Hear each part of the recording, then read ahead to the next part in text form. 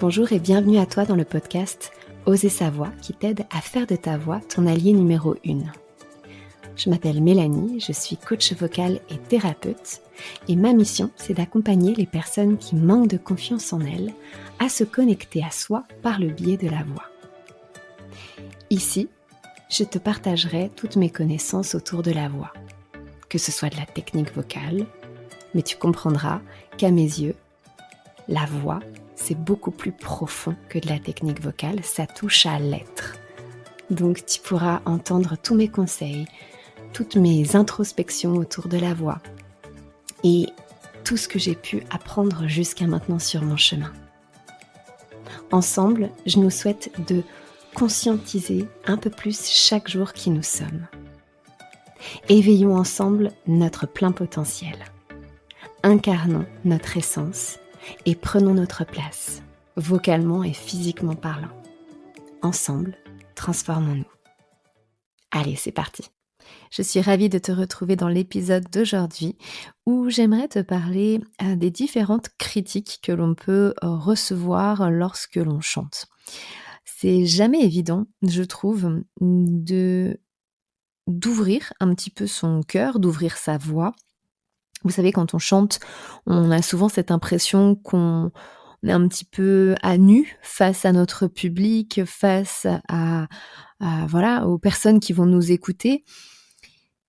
Et c'est vrai que quand on est en construction, quand on apprend à chanter, et moi j'aime bien dire que le chemin d'un chanteur, il est infini, c'est-à-dire qu'on n'a jamais terminé d'apprendre et c'est ça qui est chouette aussi, c'est ça qui nous permet de toujours nous améliorer. Donc on est constamment en amélioration, en construction. Et c'est vrai que parfois, on va se retrouver face à des critiques qui vont être constructives et parfois, on va se retrouver face à des critiques et on va pas trop savoir comment les gérer. Et c'est surtout de celle-ci que j'aimerais parler parce que c'est vrai que parfois ça peut faire beaucoup de mal et le nombre de personnes que j'ai entendues qui ont failli arrêter de chanter parce qu'on leur a dit que ils chantaient pas assez bien ou qu'on n'aimait pas leur voix, qu'on n'aimait pas le timbre de leur voix. Et en fin de compte, je trouve que c'est très très très personnel et on a vite fait de se sentir blessé au final parce que on s'ouvre, on partage avec l'autre notre voix. Et puis, on se dit, mince, mais pour que j'ai cette critique-là et en fait, ça me fait perdre confiance en moi et c'est peut-être ça le truc le plus compliqué dans ce genre de critique, c'est que ça va complètement saboter la confiance, l'estime et le travail technique que vous avez fait jusque-là. Je trouve ça tellement dommage et pourtant, malheureusement, ça existe. Donc, comment justement avancer avec des critiques parce qu'il y en aura toujours, c'est comme voilà dans la vie, il y a des personnes qui vont vous apprécier, il y a des personnes qui vont moins vous apprécier, on ne peut pas plaire à tout le monde et c'est complètement OK. Et justement la voix, c'est pareil, c'est le même travail. Il y a des personnes où vous allez donner des frissons à votre audience, puis il y a d'autres personnes, pas forcément et ça ne veut pas dire que vous n'êtes pas des bons chanteurs. Donc, face à la critique, comment réagir? Alors, d'après mon expérience, j'aime bien dire qu'il y a toujours la personne qui va venir vous voir et l'intention est bienveillante, c'est-à-dire que derrière, il y a une idée de construction, que ce soit constructif, voilà.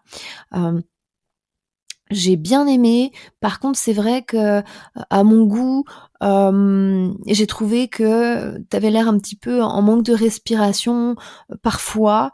Tu avais l'air d'être un petit peu essoufflé dans ta chanson, tu avais l'air de forcer un peu sur ta voix, et cetera. Voilà, ça, c'est une perception où la personne, va vous faire une remarque et où là, on peut se dire: «Ah tiens, OK», ça va vous permettre de prendre du recul et de vous demander: est-ce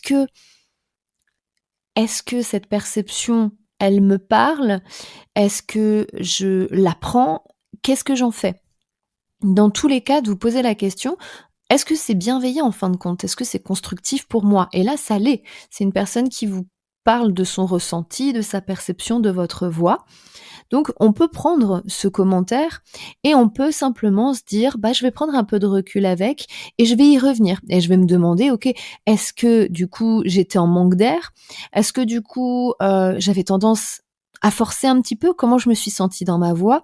On va pouvoir remettre en fait en question ce commentaire et peut-être qu'on va se rendre compte que: «Ah ben franchement merci à cette personne, je m'en étais pas rendu compte mais effectivement, à certains moments j'avais l'impression que j'arrivais un petit peu en course, en fin de ma respiration et je courais un petit peu après ma chanson. Bah voilà, parfait. Donc je vais pouvoir retravailler un petit peu la chanson dans ce sens, au niveau respiratoire, pour être encore plus à l'aise. Et la prochaine fois que je ferai ma chanson, il y a de fortes chances pour que je ne rencontre plus ce commentaire-là.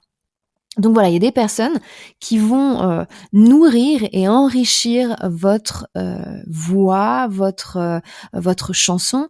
Et ces personnes-là, bah, voilà, c'est comme des cadeaux aussi qui arrivent, hein, parce que voilà, c'est des perceptions. Parfois, vous allez vous dire: «Bah non, en fait, j'étais bien dans ma respiration, j'étais bien aussi dans ma voix. Non, bah je comprends pas forcément». Bon, bah OK, on laisse passer. Ça peut être aussi juste une interprétation de la personne, c'est possible aussi.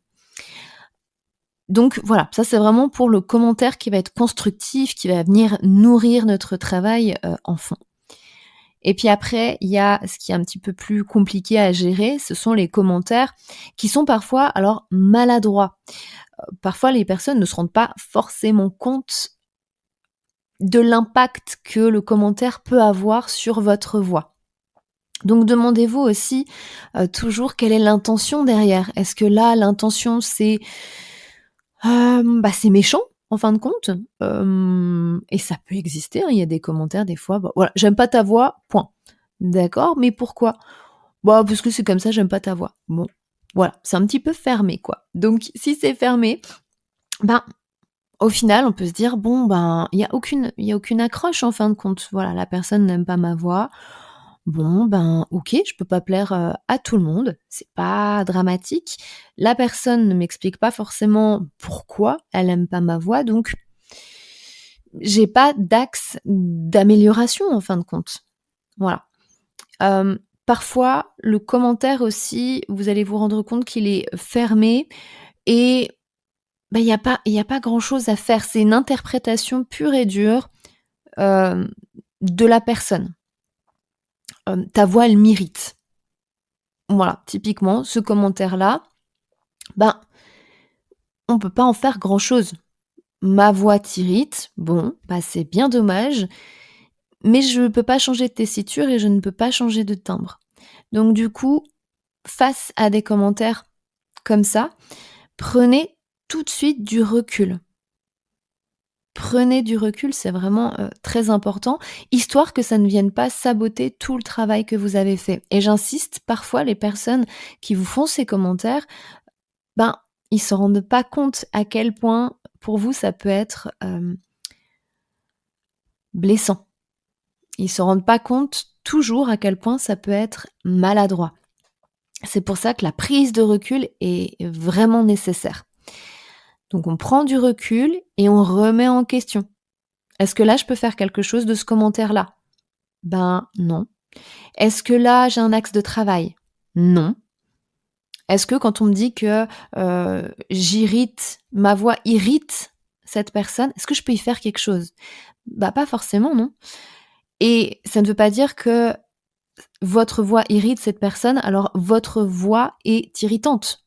Absolument pas. Et ça se vérifie avec justement quand vous, chantez auprès d'autres personnes, il y a plein de personnes qui ne penseront même pas que votre voix est en train de les irriter. Et ils vont même vous dire: «Ah mais j'aime bien ta voix. Eh dis donc tu chantes bien, c'est chouette ce que tu fais». Donc prenez du recul face à tout ça, puisque votre voix ne plaira pas à tout le monde. Et je sais qu'on a tous et toutes tendance à retenir les commentaires négatifs, enfin en tout cas ça a plus d'impact les commentaires négatifs que les commentaires positifs. Donc là, le but, ça va être de pouvoir reprogrammer un petit peu ça et de se dire: «Moi, je fais de mon mieux».